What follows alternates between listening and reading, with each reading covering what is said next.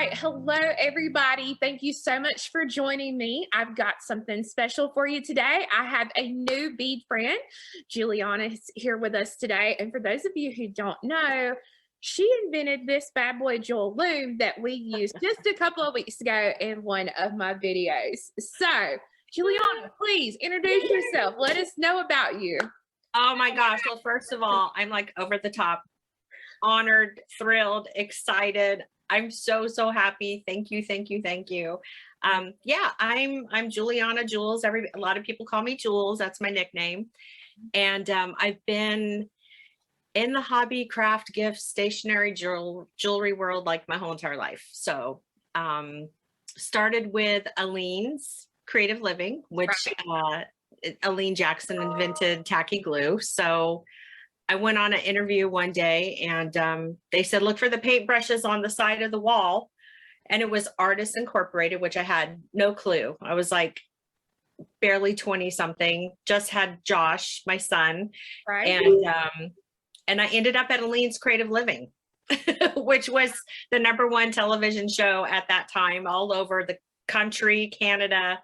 And so that's where it all started for me. And that's where I got the bead bug. That is amazing. Wow. Yeah. Oh, yeah. In your 20s too. I mean, wow. And what a blessing to be mentored and taught by the pioneer of, the creative industries. I mean, Aleen Jackson, right? And I was just this, little 20 something, and she was bigger than life. And so I learned a lot of hard life and business lessons, but they have definitely helped me to get to where I'm at today. So forever grateful to her and her family, and her daughter Tiffany and I are still besties. And yeah, so super cool.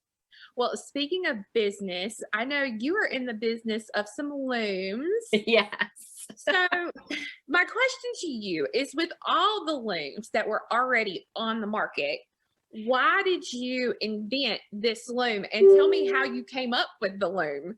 Right. So while I was at Aleen's, Aleen had a loom. And we all got the beading frenzy. So, we were taping, it seemed like 24/7, it was a big production, a big television show.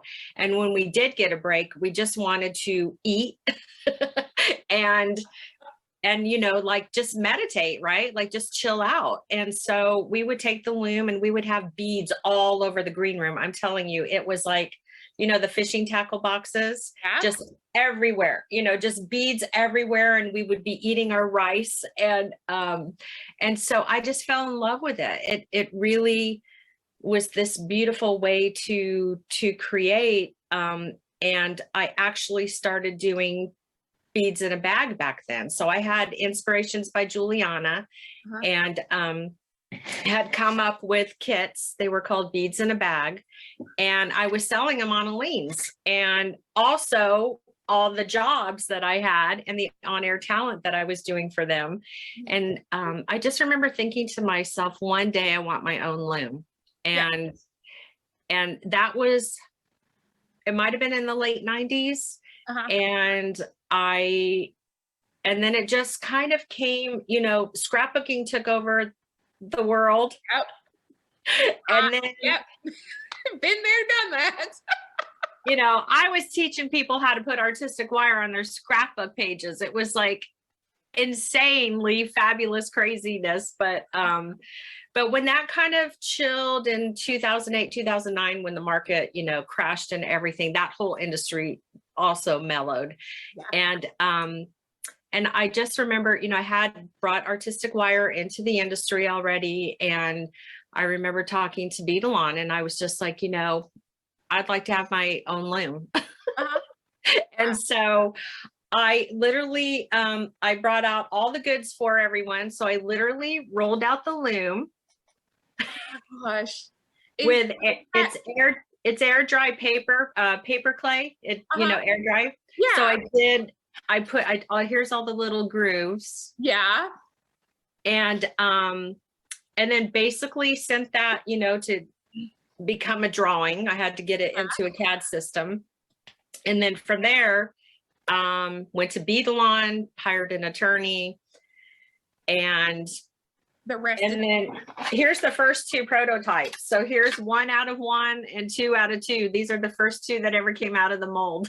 Wow, that's so cool. I love it. I love that you Isn't that cool? those. That's so cool. And I wanted, what my experience had been is that, you know, there was a tremendous amount of waste, right? Because in most looms, you were going around and around and around. And I was like, well, you know, and back in the day, we were weaving with fishing line. So I just came across, I mean, a spool of fishing line from like way back, probably from the 90s or early 2000s, like seriously. And so, you know, we weren't really paying attention to that kind of a cost. But then when you start using wildfire and leather, you're like, wait a minute, this is all wasted, right? You couldn't do anything with it. And so the buttons are a big part of the patent. Right. And yeah, and then, you know, it just birthed. I really got lucky, you know, thank God. I got the patent on the first submission. Like, it's unheard of. Yeah. It was meant to be. Yeah. And then the registration mark just finally for Jewel Loom, I think it's been, because it had, you know, you have to use something for 5 years. Right. And so it's been definitely 5 years. So a couple of years ago, I got that. And yeah, it's just been, I just wanted my own loom. Hello. You don't ask too much, do you? But from a business standpoint, having, you know, my whole career has been about helping the independent, you know, like when I was with Artistic Wire, when I was a spokesperson for all the Ben Franklins, when, you know, in anything and everything I've ever done over this 25 whatever plus years, I've always had that great opportunity to help the independent. And so I knew that the bead shops had been struggling, paint shops. I mean, if you weren't carrying paper, you were like crickets, right? Yes. So absolutely. yeah. So I was like, okay, well, bead loom and beads are going to really help. And so it just, you know, everything is in divine time. And that conversation with Beadalon, we knew each other, and so it just worked out. They were the perfect manufacturing partner to team up with, and it just all worked out. So it was just meant to be. And, you know, it's been a blessing to a lot of people, you know, like all over the world. It's just incredible. Yes, and it is so cool. And I remember I took let's see, the first time I was actually introduced to your loom, and I had used your loom, was back in 2019 at the last bead button. I took a class. It was on using your loom to do a pair of earrings, these beautiful Southwestern inspired earrings. And I was like, okay, this loom is very cool. I really, really loved playing with it. So I ended up, when the baby came out, I had to have the baby too. Of course. Yes. So I love these looms. Now, these are not your only looms, correct? You've come up with others. I did. Well, so the first intention with the original jewel looms, and that's how I refer to them, was to just get people to start doing something, right? And to help the bead shops sell beads. And so it was, here's an idea, here's how you do it. But then later on in life, as I started to experience some things that weren't so fabulous, you know, I had a little storm come through my life. Yeah. And I always wanted a wood loom, but you know, wood looms, to manufacture wood looms in our world, you know, they're pretty cut and dry. You know, they are what they are. And I didn't want that. I wanted expression. I wanted to dig a little bit deeper. And I wanted that connection mostly with that female, right? That woman, that beautiful goddess body on the other side there to connect with. And so I designed the Weaving Goddess looms, and where are they? My dad bought me this bigger than life chair. It's awesome, but I'm like Lily Tomlin. I love it. It's so big. Wow, look at all those back there. That's amazing. So I introduced that line on Jewelry Television, November 2019. And, that line was all about mixing fibers and beads, taking it to the next level, and just really, really trying to help women mostly to just look at themselves and be happy and find that joy and that love for their bodies, and to really create more from the soul than just here's some beads, here's a project, make it. So that really was birthed from this personal space too, of just needing to be able to express myself. And then last year, the Wisdom Warrior was birthed. And so that's these two. They're really strictly for beading. And although you can, of course, you can do fibers and stuff, but they're also more about my faith, right? So things have transitioned for me a lot, and my walk with the Lord has just like really been profound over the last 2 years. And so on the back of these looms, they both have the Esther scripture. And I know, I'll show you. Oh. Okay. So, yeah. So they have the sword and the heart, and then they have the Esther 4:14. I love it. And so they're more, it's all storytelling, right? It's just kind of this journey of where we are, where we've been. And I just feel like that weaving it's just such a gift, and it's so healing. And you can, I don't know, for me, it's just been, like this was my bracelet I made when my Portuguese grandma passed away. I sat up till 3-4 o'clock in the morning weaving this. Wow. And it was all the colors that represented her life and my memories of, her on the ranch and how we grew up. And I was able to just really pour myself into that project and be with her in a sense, on that first day of her going. And so, I'm like, I keep telling everybody, okay, I'm done. No way. No. I'm not going to have another loom, because last year it was like, Oh my but I can't help it. That is amazing. So now I am new to your larger loom that you have behind you as well. So what would one loom on that? Is that going to be more for I gotta stand up. Oh my goodness, look at that. So we've done chokers, we've done hat bands, we've done production work, right? Production work, meaning like a lot of the girls have weaved, warped the loom, and then they'll make massive amounts of pendants or rings because you can, right? Yes. Yeah. So production type. If you're doing your craft fairs or your boutiques or what have you. And so, so there's 24 or 25 inches from this grid to this grid. And then we have it to where you can go to the back. So you could do up to 50 inches. Wow. That is wild. Kelly Dale right? That in her life. I'm going to have that. Yes.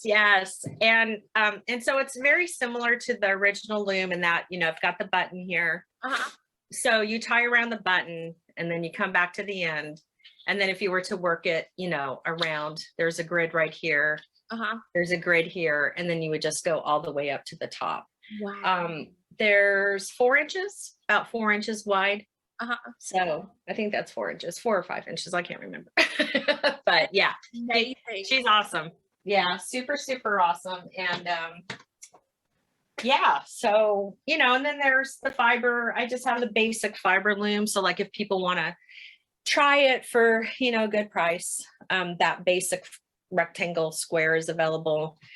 And there's regular squares and circles and Yeah, because I follow you on Instagram. And so for those who don't know, you need to follow her because she does some really cool Instagram stuff. But I love to watch you do the fiber on there because I'm like, girl's got patience. Let me tell you, I would be pulling my hair out trying to do. Look at that. Oh, isn't that fun? I love Yeah. it. That is And this is easy peasy pumpkin squeezy, right? You just put your rows of seed beads, if you want to, just, I like to lock it in. Yeah. And then, there's fibers in here and sari ribbon. And I always say if it's not moving, it's fair game. Hey, talk about expressing yourself. I mean, honestly, that is amazing. I love that. I love that. It's so fun. It's fun. It warms my heart. And as we were talking, you and I just a little bit earlier, I was telling you that, I had done a project with the Loom a couple of weeks ago. And I'm just going to be 100% transparent here, everybody who's watching. When I work this Loom and I try to take this bar out, it is literally the biggest hot mess you have ever seen. Like, I end up taking everything apart and starting over again. So that's why I reached out. I was like, okay, teach me how to take this bar out easy, because I can't be the only one on the planet. Yeah. You. So, right. And I think it's, I'm so happy that we're talking about this. So I think one of the most important things to remember is that the plastic is flexible. It's not bendable. Okay. So if you can psychologically try to get that into, and of course, Marlon Brando's out there barking, sorry. Lacey's not in here snoring. But so the plastic is flexible, not bendable. And if you can really just try to understand that, I think that will help a lot of people, because I think sometimes they want to think it can be bendable, but it's not, it's flexible. All right. So that's really a something to think about. The other thing is that if you're storing it somewhere where it's super cold, and we've talked a lot about this, that plastic can harden. So I know this may sound crazy, but warm it up, Okay. All right. Like what? But yeah, we've actually there's a group of us that have just really kind of studied this, and so those are just two little tips, two little things. But the rod is a very interesting little character. So I always check the rods before I ship everything out. Sometimes I have found that the factory may have made the rods to where they're poking in too much. Okay. And when I say too much, it's seriously like a hair, So I'll take the flat nose pliers and it's not an angry tug. It's just like a little, it's almost like, well, that didn't really do anything, but it did. It's just a little pull back. Okay. And then let me see, maybe I'll go to my other camera. Let's see if this is, well, first, let me see if I can stand up, and because it's all beads and belly, by the way. God gave us this You're black. It's slimming. You're great. Yeah. It's all beads and belly. So when I take the loom, and I'm going to put the rod in that bottom hole, right? Yep. And then I bring in the belly. And so the loom is in front of me. And then I bring the loom up and snap it in. Right. Okay. Now, if it didn't want, if I go to look at, it doesn't want to come out, I turn it and I let the tension reverse. Okay. Okay. It still doesn't want to come out. Now it does. Okay. So that little trick of turning just seems to shift that tension. It's really bizarre. Okay. So again, I'll snap it in. This time it came right out. But if I ever get to a point where it won't, I'll just turn it. Okay. So when you are actually popping it out, are you giving it any pressure, on each end? Like when you put it up to your stomach, are you giving it pressure so it bends in a little bit more, or? Not too much, not too much. Cause again, it's flexible, not bendable. We don't want it to snap. So Okay. it's just a little bit. That's why I use my belly that God gave me. Okay. So see right there, it didn't want to come out. There's just a little, here, I'll do it slower. You can see it kind of coming up a little bit, not too much. But it just shifts that tension. But Okay. honestly, if that's what you do, we find that it works each and every time. Nobody's ever had like, oh my gosh, it won't come out, right? It just shifts that tension. I don't know. It's really bizarre how that works, but how are you stuck? Are you in there? I got it out. Yeah.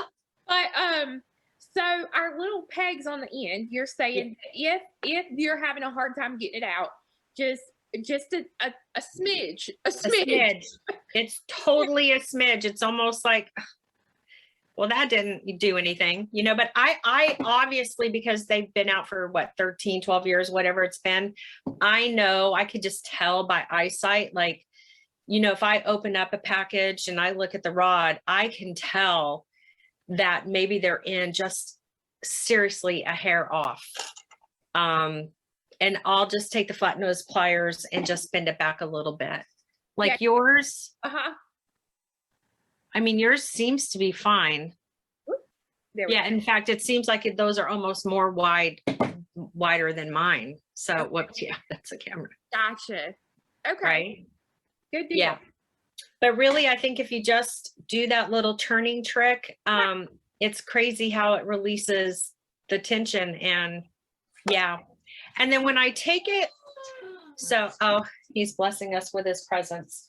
So the whole rod thing, these looms have been warped, I'm serious, like since 2015 or 2014. So, you know, we talk a lot about, well, why do you take the rod out? And I'll talk about that in a second here. But these two looms, this is leather, right? Right. So, and they literally have been sitting around since probably 2014, 2015, maybe. Yeah. They've got my maiden name. So 2015, 2016. But that's a long time. They've been, you know, warped. But you could tell like this one started to flatten. This one, there's not that big, you know, big of a difference. Right. If you're warping with a material that's going to stretch, or like if you're doing strips of jeans, you know, I've done that before. There's no oomph, right? There's no, it's going to fall. Yeah. So you could keep the rod in that situation for sure. But the whole reason why we take the rod out, you know, like this one I have warped almost the entire width. Why would you do that to yourself? I don't. I haven't. Obviously, I haven't. Work in progress. Yeah, since what last name is on here? Yeah, since 2015, 2016. But when you remove the rod, you know, the loom flexes back out. And so then that's how your warps get really nice and tight. Gotcha. And then you can see my back sides. Yeah. So, you know, you don't need the tape. Or now I have used the tape, the blue tape, when I use those fabrics. Right. Yeah. And that's what I've had to do, because I'm like, I cannot get this far out. So that's so funny. Painter's tape to hold it, so that way my tension stays nice. But man, if I could do it without having to worry about that little bar being in the way. Yeah. And you know, this one right here, this actually is my old married name. And I taught this at JTV like in 2013 or 14. And it's so, you know, you can see that it really holds its warp and everything once the loom flexes. But I can, you want me to warp one? I would love anything that you want to teach us. We are here for. All right, let me do that.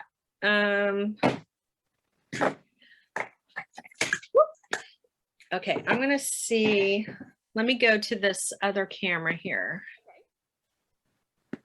And then you tell me if it's okay. Awesome. Yep, you're good. Okay. So I'm going to get this back in. Okay. Oh, let me use my belly. So Okay. for your jewel looms, when you are doing just, you're going to put in just some regular, let's say you're going to do size 11 delicate beads. What is do you have a favorite thread that you like to work these with? Or are you just kind of like I am, whatever's closest and whatever floats my boat that day? Yeah, see, this is funny. Did you just see the same exact rod, same exact loom, and it won't go in? It's like, I'm gonna give you a hard time. There we go. But all I did was take my flat nose and bend back that rod a little bit. And say that again. So what's my favorite? Yes, like say you're warping it and you're gonna use some size 11 delicates to say like make a pair of earrings. Do you have a favorite thread that you like to use on that for seed beads, or is it just kind of whatever you feel at the moment? Well, in all honesty, you know, I not only have, obviously, you know, I have a long-standing relationship with Beadalon, Right. but I love Wildfire. Like, regardless of whether, you know, we're dating or not, I love Wildfire. That doesn't mean that you can't use, you know, Soft Flex has a product. I love Super G as well. The, you know, the beading thread. Is that what it's right? Super G? That expensive, real expensive. 1G. What's it called? 1 O-N-E, 1G. There you go. Yeah, Super G, and I was like, wait, I don't know about this. What is that? What is that? I know. I like that. And, you know, because it's got, you know, beautiful colors. But really the Wildfire for me has just always been my #1 go-to, and it works so well with the loom that I just definitely have an allegiance to that. So I understand. I am all about Kelly Taylor is one of my reps there. And I love Kelly. She and I talk all the time about how I love that brown, their new brown, like light tan, Yeah. beige. Yeah, I just ordered some. I swear, when that came out, I used that on everything. Like everything got that color. That's so it's fun. just such a cool color to use. So I see you're using the red. Oh, yeah, so I'm going to use red just because of the camera and lighting and stuff like that. But I think it's absolutely gorgeous. And so when I tied back to the button here, and the button here is closest to my body, and the loom is somewhat straight in front of me. It's at a little bit of an angle because of the camera, but I did 3 little knots. Okay. Okay. And the knots, I want them to follow me. So I want them, well, let me correct that. I want the knots to be facing me.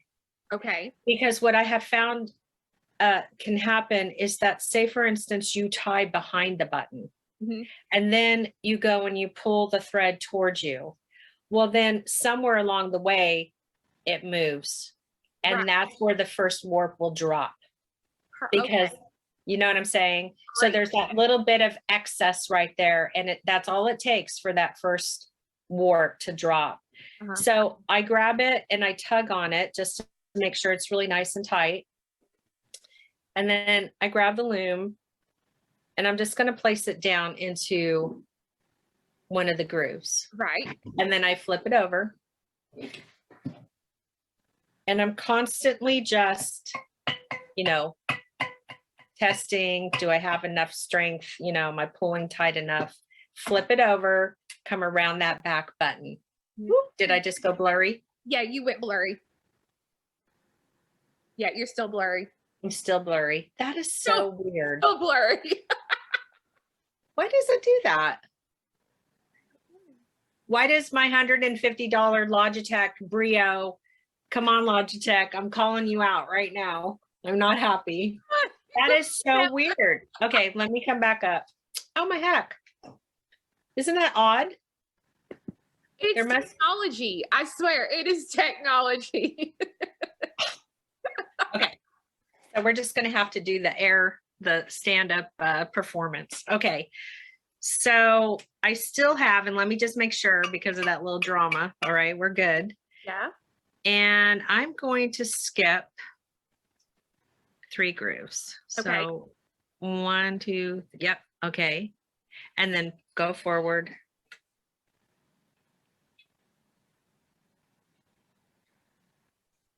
So I'm always holding, kind of got it down to where I can eyeball it and see it. Yeah. After all this time, I You're could probably do it blind. You don't have to do like I do and make little places. Little knots. Yeah. No, it's even. That's a great idea though. Okay, so I'm only going to do 3 and then I'll wrap that wildfire a couple of times around the back. Okay.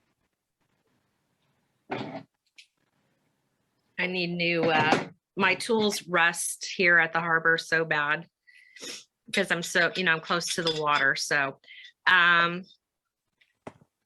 love it. okay. So the ultimate goal, as you know, is just to get this tied off, right? Yeah. So however you get there is fine. I'll come under the warps. And sometimes in this situation, I'll bring my flats in just to act as another hand. Yeah. Look at you. Oh, I love it. Yeah, like why not, right? Okay, and then I'll just do this a couple of times. I'm learning so much today on this loom. This is amazing. Thank you, thank you, thank you. Oh my gosh, I'm thrilled. I just, my greatest wish is just for everyone to understand how to use it and then make fabulous, things that make your soul happy. And okay, so I'm going to trim that and then let's come back up here. Okay. All right. So what I do is I'll take my pointer finger and I'll lay that on top of the grooves. Okay. On top of the warps. Okay. So just, to let everyone know, these are warps, right? They go straight up and down. And I'll put my pointer finger and I'm holding those warps and then pop it out. You make it look so easy. And so you see how it further expands. And so that's where the tightness, the super tightness. Yes, that's where your guitar comes in. That's where your guitar comes in. And really, you just got to practice. That's all. But, that's why we take the rod out so that the loom for, it expands even more. And then you have great warp. Right. Okay. Well, I'm going to make everybody proud. I promise I'm going to figure this out and I'm going to get this little bar out and not mess it up. Yeah. It's not, the loom police are not going to come and get you, but it is what, right. It is what makes the warp so fabulous on the jewel loom is when, just that next step of when it expands. And so, it's this, wow, I'm just going to give myself a shout out. Give yourself a pat on the back. You did so good. Yeah, right. For having to switch and stand up and go upside down. It came out really great. I love it. I love it. Well, this is just amazing. Now I know that you were talking about, I think you had some subscription boxes. Is that correct? Oh, you're so kind to ask. You know what I have, and it's funny because we were talking about this yesterday. I have a monthly online workshop. Okay. So it's very different from the other boxes in that I literally design something every month for my subscribers. Okay. And in some cases it can be a loom. So in July, they all got the big girl. They were the first. Oh. They were the first. I was like, do you trust me? Uh-huh. I'm like, it's going to cost a little extra in shipping. Do you trust me? And they had no idea. I did that to them a couple of times last year because I just can't. I'm like, I'll just make stuff and be like, okay. So it's a workshop and I design something and then I curate everything to go in there. And then I also have the ability to make all these wood items. So we'll do wooden charms if it makes sense. In January, I did these adorable flower charms. There's 7 of them that came Cute. in the kit. And then, you know, they get the buttons, and it's all my artwork. So it's all very exclusive. And I just love on them. I just love on them like a lot all month long. And it's it's just my way to serve and to give back. And it's really you know, the reviews are great, and I love each and every one of these ladies. And so yeah, so February I'm getting ready to ship. It's been staring at me, and I'm like, oh my gosh, I have to get that out of here. So yeah. So yeah, I have that. Years, it will be Valentine's Day. So yeah, you're halfway through the month. I don't know if you heard about the love cuff. Oh, I love it.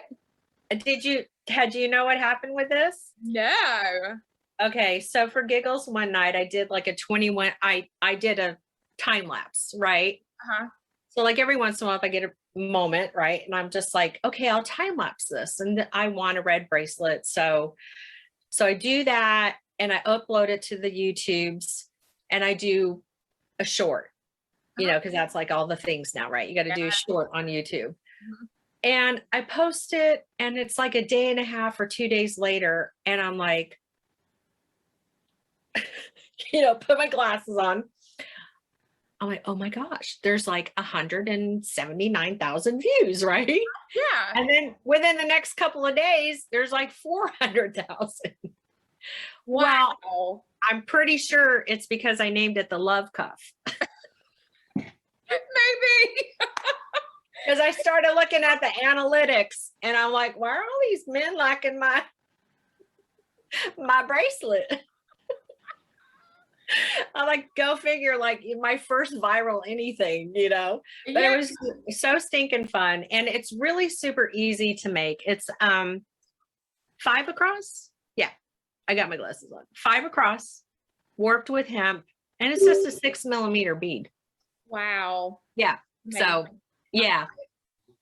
And I brought a couple, you know, I would say if you're just getting started, you know, you can do simple friendship bracelets. I love to tell people just to make it easy on themselves, you know, do your 6 millimeters, because you can see the hole. You know, if you want to upgrade a little bit, you could do your little picot stitch on the sides of your friendship bracelet. You know, don't make it so like, you know, like this is obviously more advanced. Yeah. Don't you know, make it just have fun. Yeah, totally. That's cool. So if somebody wanted to join, like get one of the subscriptions, or they want to find out more about you, where do we go on the www to find out more about you? The www is JewelLoom. So JewelLoom.com. Okay. And then there's the JewelLoom School. So JewelLoomSchool.com. And that's where I have put like a plethora of how to use, which is a lot of free stuff, right? So anytime you buy one of the looms, and that's where the subscribers go for their paid content as well. Okay. And then pretty much everything is JewelLoom except for there's a JewelLoom Instagram, but there's also the Julianna C. Avelar Instagram. So yes. That is fantastic. I cannot thank you enough for all the, I learned so many little tips and tricks on this little guide. Yay. And I cannot wait to put those tips and tricks to action, and to make you proud and take the little bar out. Oh my gosh, that is so cool. I know. I wish I could just come down the street and come see you. And I know, man, imagine the videos we could make. I can. Gosh, I love it. Well, thank you. No, thank you. And again, we learned so much. Again, guys, go and check Julianna out, because it is amazing what you can learn from her and her looms. And you will be getting an order from Kelly Dell for that Mac Daddy, because on a side note, I have major like FOMO right now looking behind you at your hats. I love hats. Those are amazing. And you know that there's a tiny little beaded hat band on there. It's hard to see on the black one, but Yes. and I'm just going to tell you something. You know that she's nowhere yet. And I've been praying about this. Okay. And I want her to be with somebody who will love on her. And I know you're going to love on her. I would so love on her. 'Cause let me tell you, I have been watching all of these wonderful indigenous beaders on TikTok and how they bead their hats, and the big thing now is beading the rim, which I definitely want to do. So But cool. I'm into these hats right now. Like, I love a good hat and I want a hat band. Like, I've been sitting here going, now how can I take this and make a hat band that's going to be big enough for my head? You'd have to sew a lot of pieces together, but you could, you know, but on the large warrior, it's definitely easy peasy. That would make my life so easy on that day. Oh Lord. All right. Fantastic. Well, I will hit you up because I definitely want to learn more about the Loom and be a subscriber and all of that. And I hope that a lot of other people will show you some love and let you know and say thanks for all that you do for our beading community and all that you're so kind. You have a gift. The Lord has given you an amazing gift, and thank you really you has that gift for us. My teary eyes. It's really a gift, and I'm so honored, and I just keep praying about, like, what do you want me, you know, where do you want me to go? And it's so beautiful. It's so healing too, you know, and I love the idea of weaving scripture. It's really been my ultimate goal to try to figure out. So yeah, absolutely. Yeah. And as you were talking earlier, and you were saying, you know, that beading is like, it's therapy, honestly. It's therapy for people. And there are times when I go and I do a video and I'm like, why do I do this? Like, really, like, nobody really wants this anymore. Why do I continue to do this and put myself through some of the comments that, you know, we put ourselves out there, we get comments, and you know, it is what it is. We don't live in a kind world right now. And so I always go, why? But then somebody sends an email or they send something and they say, listen, I was going through chemo, or my husband or my spouse or my girlfriend or whatever was going through chemo or was going through this hard time. And I sat and I watched your videos and you taught me something. And I mean, when I do that, when they tell me that, I'm just like, okay, I'm where I'm supposed to be. I'm doing what I'm supposed to be doing. And I feel like you're in that place as well. You are doing what you are given that talent to do. And we can't get any luckier than that, man. I'm telling you. The greatest gift is to wake up every morning and see that somebody has used the Jewel Loom to make something in all parts of the world. It's like crazy. And that is like the best gift ever, you know, because they have such joy that they made something, and I'm so grateful that they share it. And you're just absolutely right. You know, there's just a tremendous amount of healing and, you know, just a lot and being creative. So it's definitely a blessing. I'm so happy. And okay, Off the Beaded Path, because I'm going to tell all my peeps too, they got to go see you. Are you physically open? Like, people can come in and yeah. Well, my physical bead store, we are here. We still have some kind of limited hours for the winter. Because, you know, right now, like last week, the high here was 30 degrees and nobody wants to get out, and that I understand. So we do have some limited hours, but you can always find me, of course, at offthebeadedpathbeadstore.com. Yeah. Okay. And I will share that love for sure. Yes. As one of my favorite podcasters says, she says, I'm incredibly easy to find at AnnieFDowns.com. Like, she's that way everywhere. And I always feel like I am incredibly easy to find. Oh, that's so cool. Try to make it simple. That's my motto. Easy peasy. Keep it simple.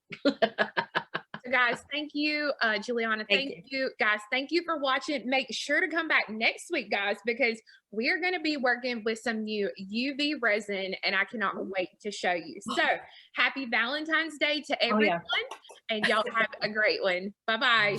Bye.